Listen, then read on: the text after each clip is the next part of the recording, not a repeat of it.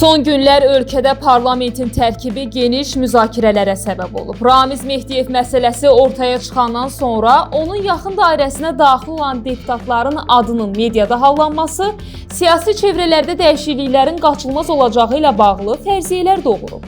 Uzun müddət vətəndaşların gündəlik problemlərinə lazımi diqqət yetirməyən parlament üzvlərinin fəaliyyəti onsuz da cəmiyyətdən narazılıq yaradırdı.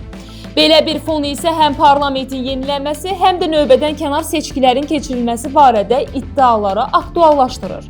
Xalqın dərdini təmsil etməkdə çətinlik çəkən deputatların parlamentdən kənarlaşdırılacağı, fövqəladə seçkilərin keçiriləcəyi barədə iddialar dolaşır. AK Partiyanın sədri Tural Abbasov Şərq TV-yə açıqlamasında deyib ki, Ramiz Mehdiyevin yaxın dairəsi parlamentdə hələ də aktivdir.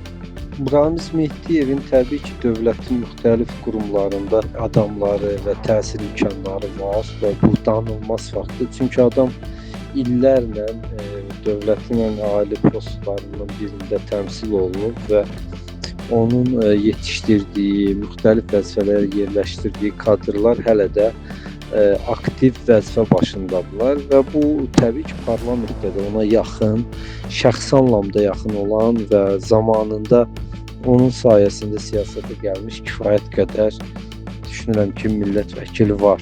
İndi bu çevrilişlə bağlı söz-söhbət gedir. Əgər məlum olsa ki, bu prosesdə parlamentdəki deputatların rolu olub və yaxud da ki, o siyahılarda onların adları olub və yaxud da Ramiz Mehdiyevə altdan bu və digər formada pozucu fəaliyyətində, dövlət əleyhinə fəaliyyətində dəstək olublarsa, təbii ki, o zaman həmin deputatlar və yaxud ümumiyyətlə Milli Məclis buraxıla bilər, buraxılmalıdır düşünürəm.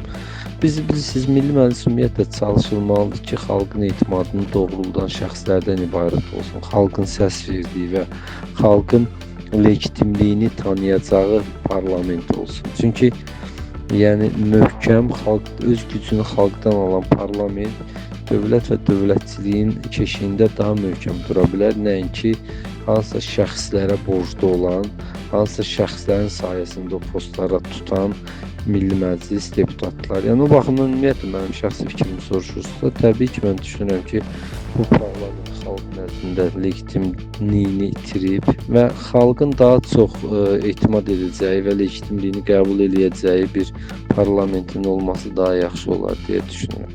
Aybəniz Səfərova, Şeymən Bayramova, Azad Abbasov, Yusif Sultanoğlu, Şərq TV.